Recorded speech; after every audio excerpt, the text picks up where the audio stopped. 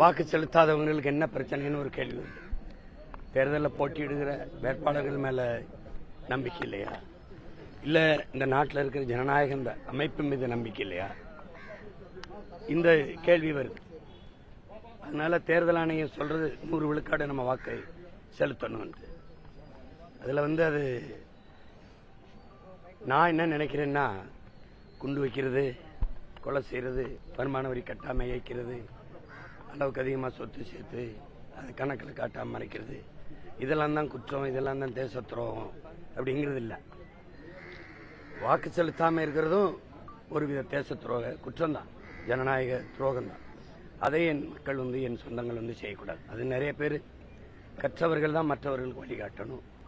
எல்லாரும் என்ன நினைக்கிறாங்க, நாம ஒரு வாக்கு செலுத்தி என்ன மாற்றம் வந்துட போகுது அப்படின்னு. அப்படி இல்லை, ஒவ்வொரு வாக்குலையும் தான் மாற்றம் வரும். அதனால என்னிலிருந்து தான் மாற்றம், உங்களிலிருந்து தான் மாற்றம். நம்ம எல்லாரும் வாக்கு செலுத்தணும். அது நம்மளுடைய பொறுப்பும் கடமையும். அதை தவறாம செய்யுங்கன்னு நான் அன்பா வேண்டுறேன். அதான் அது முதன்மையானது. கிளாம்பாக்கத்துல பாத்தீங்கன்னா பெரிய கிரௌடு, பஸ் வசதி இல்ல, வெளியூருக்கு போய் வாக்கு செலுத்த முடியலன்னு அதிகாலையில இருந்தே ஒரு பிரச்சனை. இப்போ வரைக்கும் அது சரி செய்ய முடியல. அதை எப்படி பாக்குறீங்க? இதெல்லாம் நம்ம நாட்டில் இருக்கிற நிர்வாக கேடும் சீர்கேடும் தான். எல்லாமே நீங்க பாத்தீங்கன்னா தேவைக்கு உருவாக்குவதையும். சென்னை விண்ணூர்தி நிலையத்தில் மீனம்பாக்கத்தில் நமக்கு 1800 ஏக்கர் 2000 ஏக்கர்ல விண்ணூர்தி நிலையம் இருக்கு, போதுமானது. அதிலே பறக்க நமக்கு விண்ணூர்தி இல்லை. ஆனால் 5000 ஏக்கர்ல கட்ட போறேங்கிறது. கோயம்பேடுல இருந்த பேருந்து நிலையத்தில் வசதி குறைவா இருக்குன்னு யாரும் வீதியில நிக்கல, போதுமான அளவுக்கு இருந்தது. அது ஒரு நகரத்தில் உள்ள இருந்தது. இங்க இருந்து வெகு தூரம் போகணும், இந்த கிளாம்பாக்கம். அது ரொம்ப சிரமம்.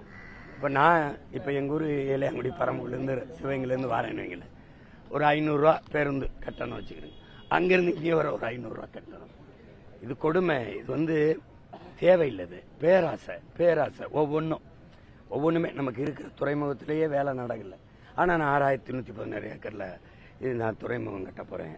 இதெல்லாம் தேவையில்லாதது. கிளம்பாக்கு வசதிக்காக இல்லை, மக்களுக்கு ரொம்ப தொந்தரவாயிருச்சு. இது மாதிரி நம்ம சென்னையில் மட்டும் நினைக்காதீங்க, ஒவ்வொரு ஊர்லையும் நாமக்கல்ல எந்த ஊருக்கு போனாலும் அந்த பேருந்து நிலையத்தை நகரத்துக்குள்ள இருந்து ஊருக்குள்ள இருந்து வெளியில எடுத்துட்டு போய் தொலை தூரத்தில் கட்டி மக்களுக்கு ரொம்ப தொல்லையை கொடுத்துட்டாங்க.